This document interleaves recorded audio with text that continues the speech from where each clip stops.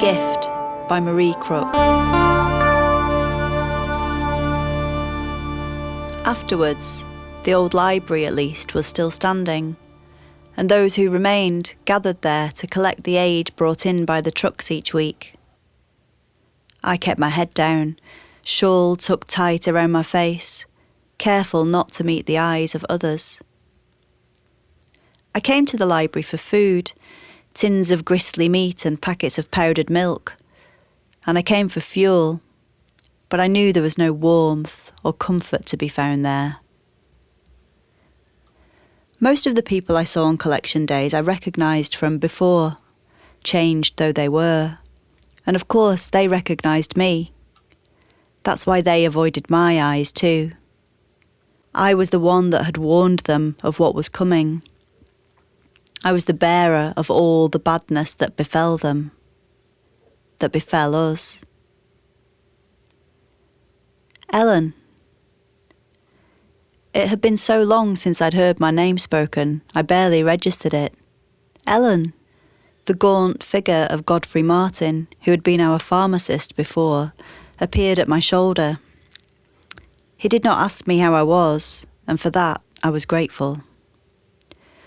"Would you," he said, "be so kind as to help the community in this time of need?" "Can we be clear?" I asked, my eyebrows speaking the words that I was too polite to say. "You want to communicate with the dead, and you believe now that I can help you with that?" "That's right, Ellen, yes. Please, it's just that we all just need to know that everything will be all right that there'll be something, afterwards," I ventured. "Beyond?"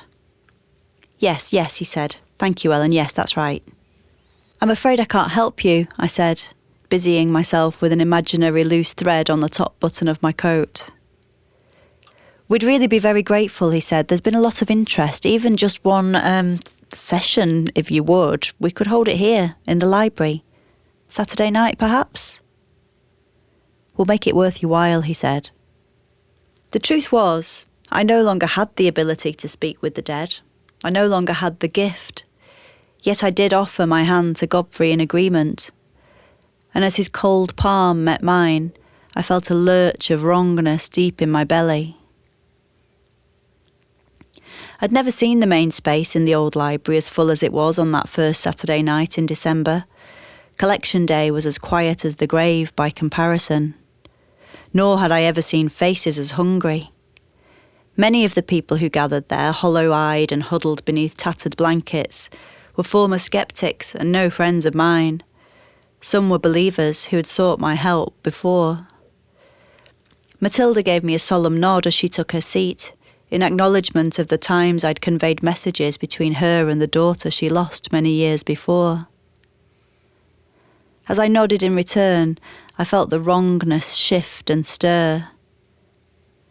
I noticed that everyone gazed at me with the same ardent, unguarded longing.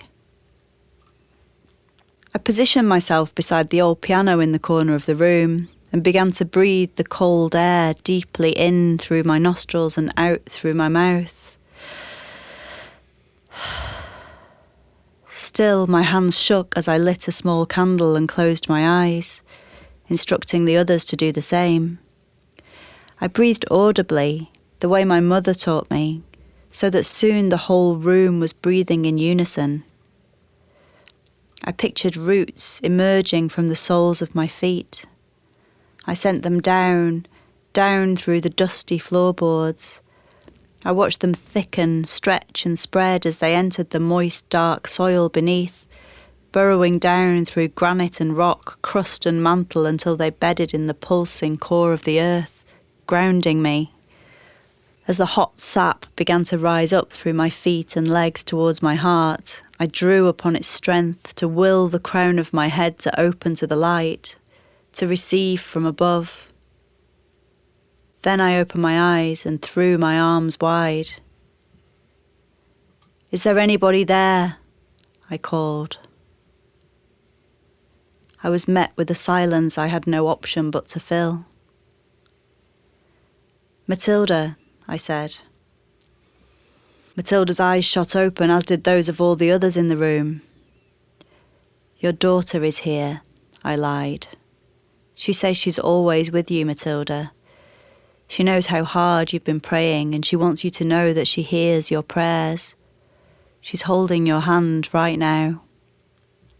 Matilda clutched her left hand with her right and brought it gently to her cheek. It went on this way into the night. I stood rigid as each person approached me before they left with thanks, offers, promises and requests for me to please return the following week. Godfrey stayed behind, closing the large doors of the library before turning to me. "I can't thank you enough for this evening, Ellen," he said. "You've given us something so vital. Please do come to the storeroom and take whatever you need." "No," I said, "I don't think I can." "Nonsense," he cried, taking my hand and leading me through to the storeroom door. He unlocked it, and inside I saw the expected tins of gristly pink meat and the boxes of powdered milk. Above them, on the highest shelf, sat a row of tinned peaches, at the sight of which my withered taste buds sprang one by one to life. "Take them, Ellen," Godfrey exclaimed. "Take as many as you like. There may even be some condensed milk to go with them. Here." He grabbed an armful of the tins and thrust them towards me.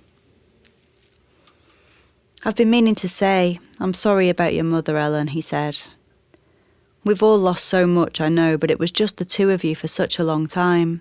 I know how hard it must be." "Still," he smiled, "it will be a comfort to know you can speak to her whenever you like.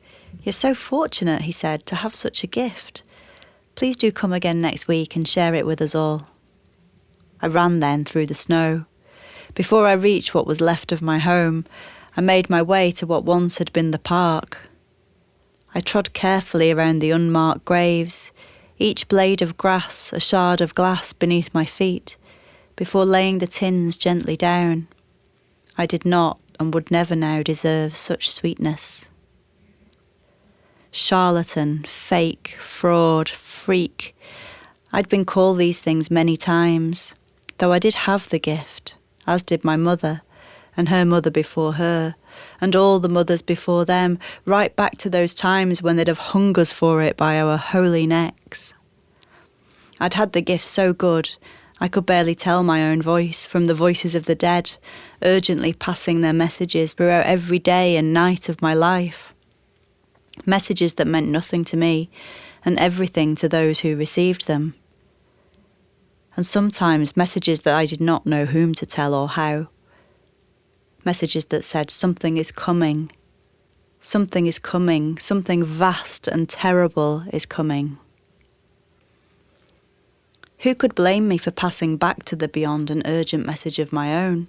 Please, please, let me return this gift, it doesn't fit. When something vast and terrible did come, it took my mother and all the others. My prayers were answered, and the voices stopped. I remember my mother telling me when I was little about how the voices of the dead were like the vibrations left in the air by a piano when it stops playing. They were always there, but only some could tune into them, some animals perhaps, and those with the gift. But that was before. Now, when the piano stops playing, there's just silence. And I wondered if there really was now nothing in the end, nothing afterwards, nothing beyond. And if that meant that I too was nothing. Godfrey and the others would rightfully send me to the gallows if they ever learned the truth. I returned to the old library each Saturday evening. The final Saturday in December was Christmas Eve.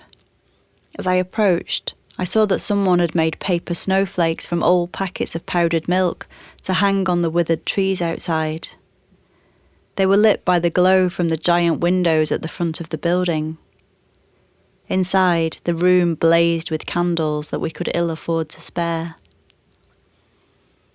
I knew every face that turned towards me as I walked across the room.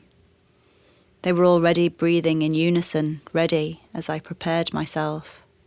Godfrey fussed around me, handing me blankets and placing a small cup of condensed milk on the table beside me.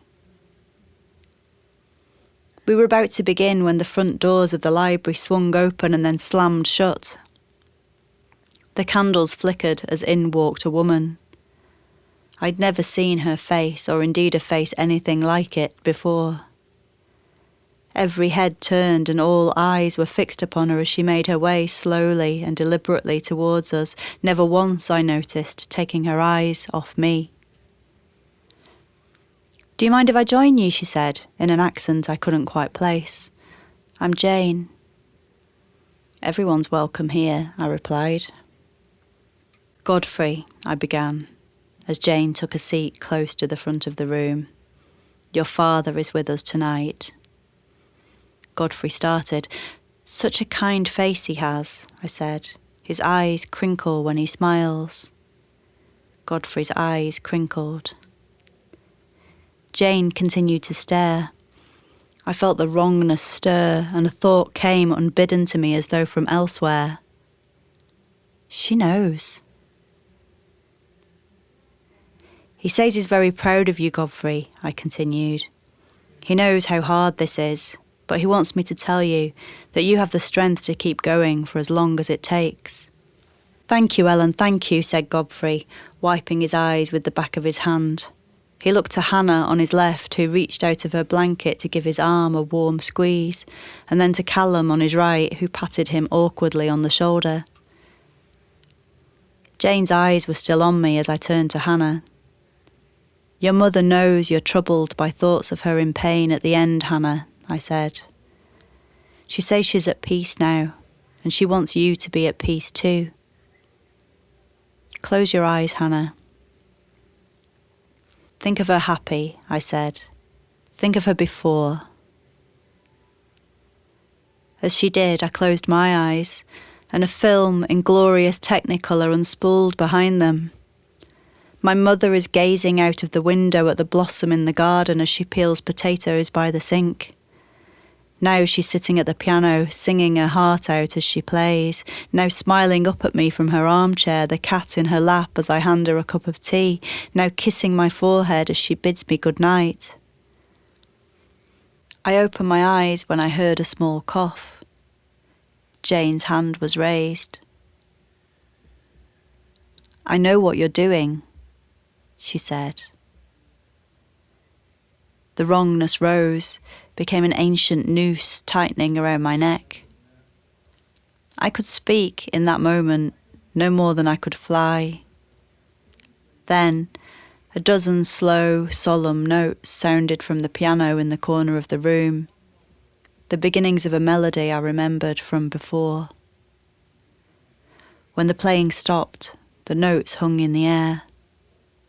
I couldn't hear them, but I could feel them.